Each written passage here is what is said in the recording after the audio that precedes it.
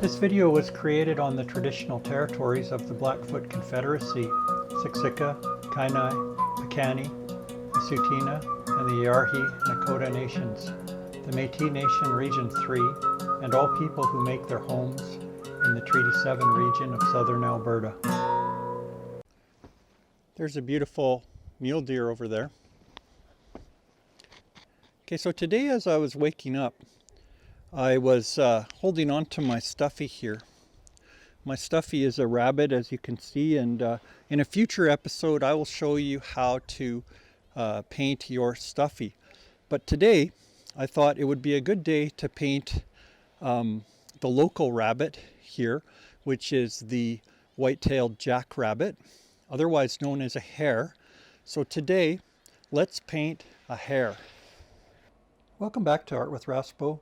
These are the supplies that you're going to need today. We've got a big watercolor brush for holding lots of water. We've got a fine one for detail at the very end. We've got our charcoal pencil. We've got a Kleenex underneath. We've got the kneaded eraser that I always like to try and make a little sculpture of so that I know I'll get a better feeling for what this hare is going to look like and feel like. And then today we've also got a toothbrush. We're going to be doing some splattering with that, and we're going to use this tape to create a border on our painting, and I'll show you how to do that in just one moment. We've got this watercolor paint palette that I got at the dollar store, and it should run you about $8. And I've used this for 8 paintings already for our videos, and you'll need a container to use water to mix your paints. Okay, we're ready to go. Okay, we're going to go for a different effect today, and I've got this masking tape, painter's tape, which is kind of low stick, and what's going to happen is it's going to give us a nice border when we peel this off at the end. Okay, I asked my friend Ken Richardson if he might have a picture of a hare that looked like or was in a similar pose to an old painter by the name of Albrecht Dürer, who did a portrait of a young hare, and this was in the 1400s, so we're talking 500 years ago. And this is the painting that Albrecht Dürer did, and you can see it's just a fantastic watercolor of a young hare. Anyway, Ken came up with this beautiful picture of a hare, and we're going to do it in the style of Albrecht Dürer. So the first thing you'll notice in Albrecht Dürer's painting is that there's a kind of yellowish background, and we're going to make our paper a little bit yellow like Albrecht Dürer's. And so we're just going to start off by dipping our brush in some water here, and we're just going to flood the surface of the paper with water, and that tape is going to serve two purposes. Number one, it's going to keep our paper from warping, and number two, it's going to give us a nice border hopefully when we pull that tape off at the end. So I'm going to go to grab some yellow here, and I'm going to kind of put it lightly over the whole paper.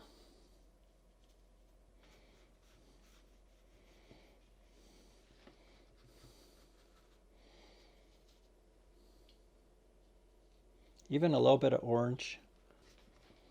And I'm also going to mix in some of this brown. It's kind of a browny yellow. So we're going to kind of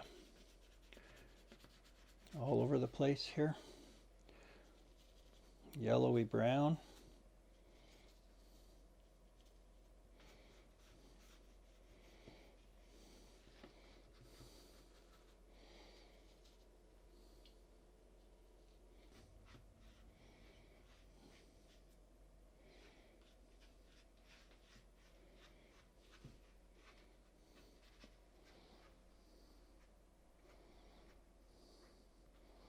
Okay. Okay. I'm going to let that dry. We're going to work from Ken's photo now. And I'm just going to, the angle of the hare, it's kind of a big shape here. And it's kind of like a oval on an angle. You can see that the rabbit's the rear legs are called haunches, are coming down here. And the foot's kind of tucked in. And the front foot is coming out a bit. The other one is right here.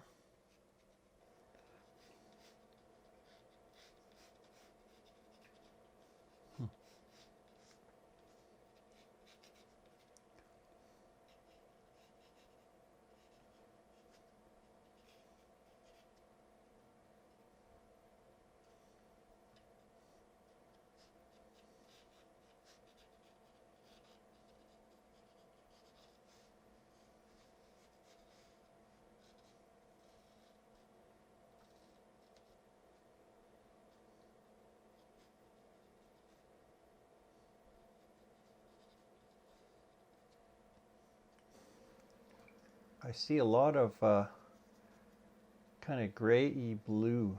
So I'm going to get some gray blues going here.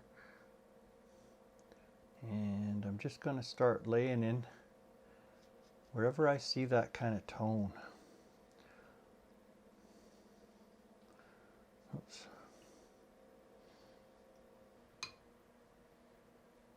We're just going to rough in these areas. We've got a kind of a blue, brown, and black, when you water it down, of course, makes gray.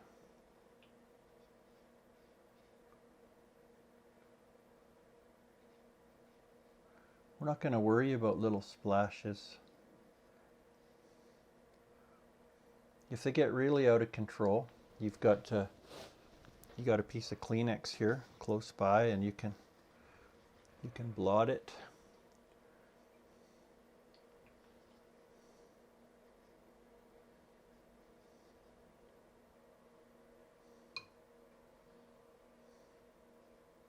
And remember, this watercolor is going to dry a little bit lighter than when we put on these pools, so don't get too excited about it.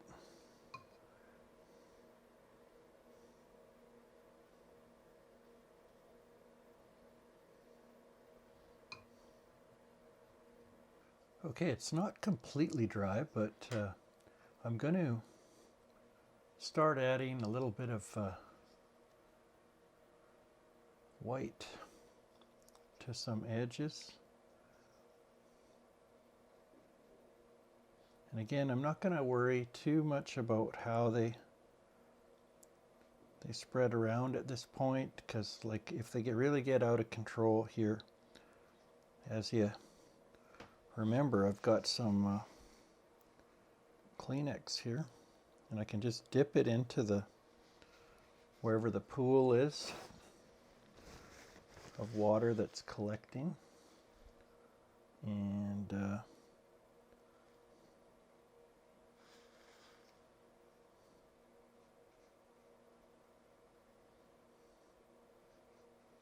you can move it around when it's wet, kind of direct the whites where they want to go. Remember, we don't want this to be just like the Durr rabbit. It's going to be unique, just like mine's going to be different than yours, and we're going to each have an individual kind of expression of the rabbit that we're, sorry I keep saying rabbit, I meant to say the hare that we're painting.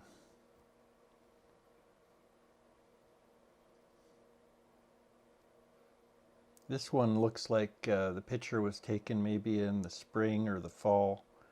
This hare is turning color, so it could be either of those times. It's got a lot of brown in it still, so.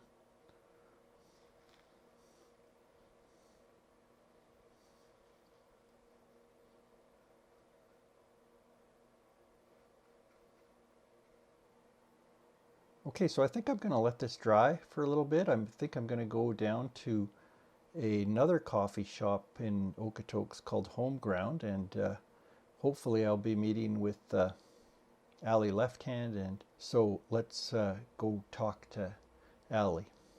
Jackrabbit. In Stony Nakota language, we say Mastian Tanga. Mastian Tanga. That's what we say in our language. Jackrabbit.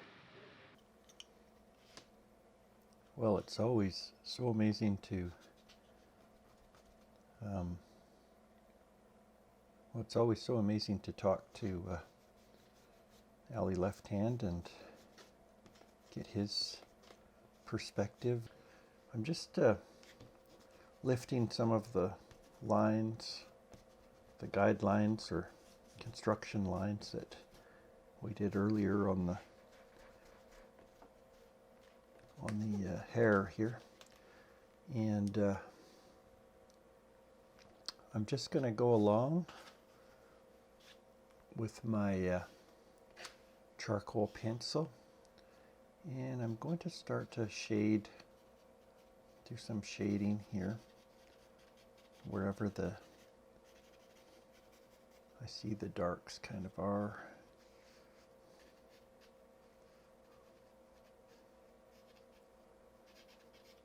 Just lightly gonna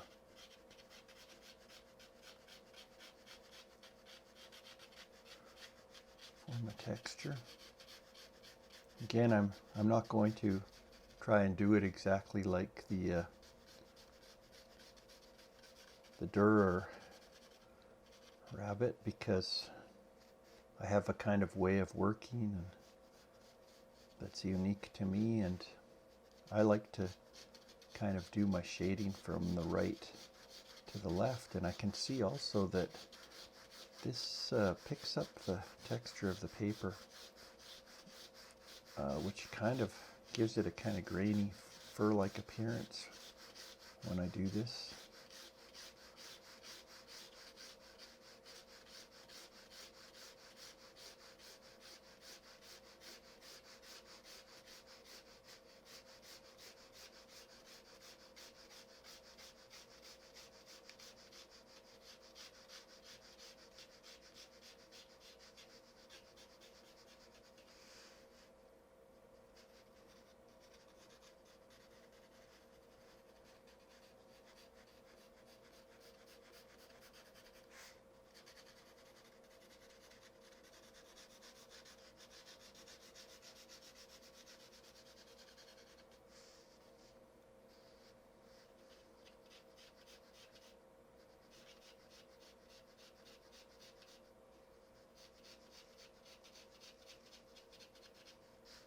Okay, I'm going to go in with a few more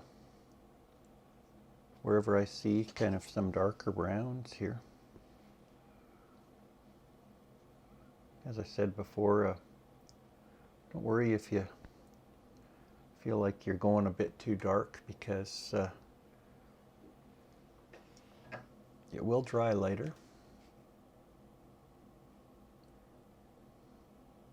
You can see that the rabbit's eye is brown here.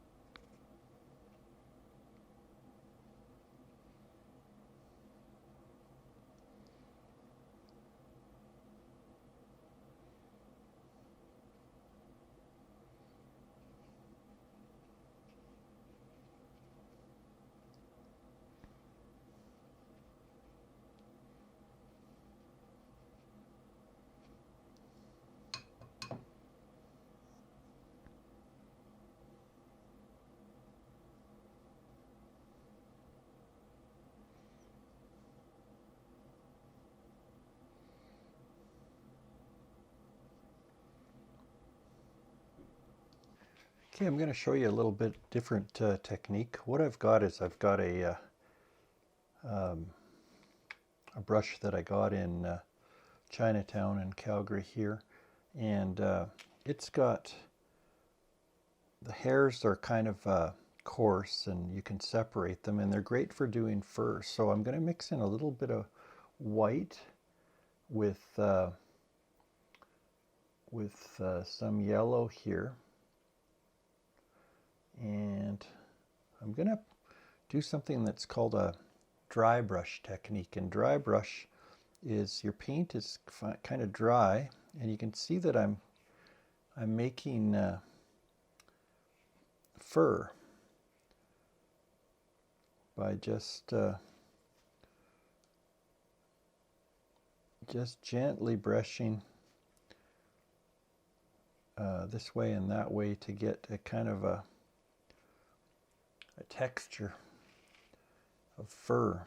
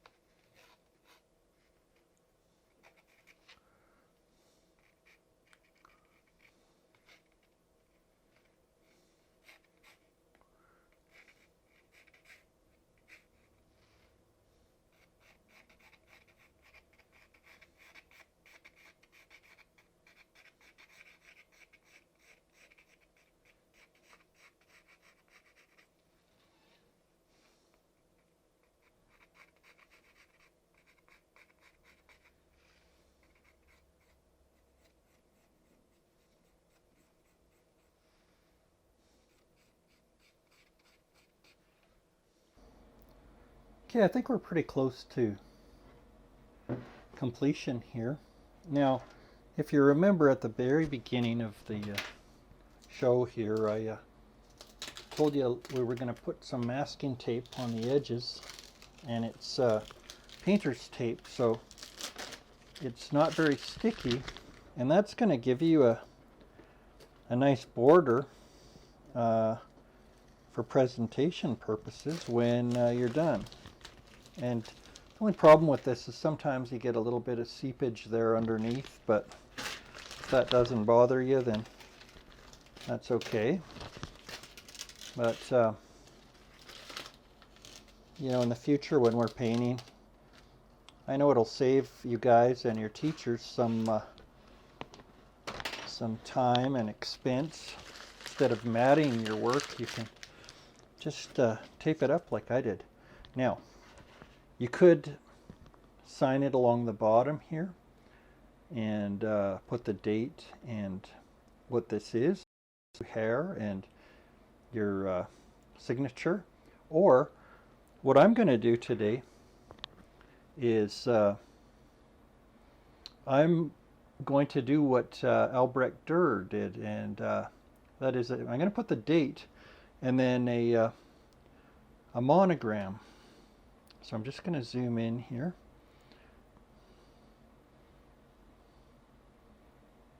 And right under there, right under the front paw of the hare, he has put the date 1502. Okay, so I'm going to make the 2 kind of like he did. It's kind of a odd shaped 2. The kind of 2 you would do 200, or no, what is it, 500 years or more ago. And I'm going to put the 0 like he's got it there. Looks like he used charcoal too.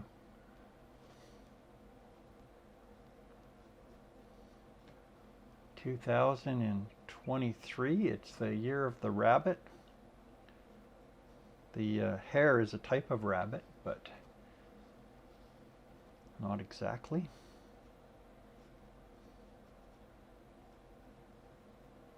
The rabbit family. 2023. Now, a monogram is really your initials. So if your name is Paul Rasprich, for example, that's my name. It'll be a PR. If it's something else, well, you know what your initials are. Now, this is how I used to sign all my first paintings. I would do a P.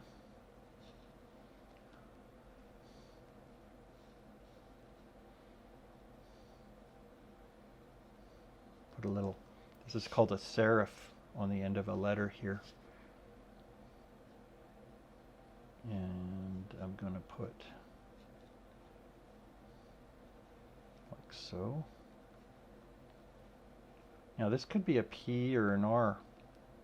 You'll notice on my paintings that I do a P and then a dot here, and then I extend it into an R.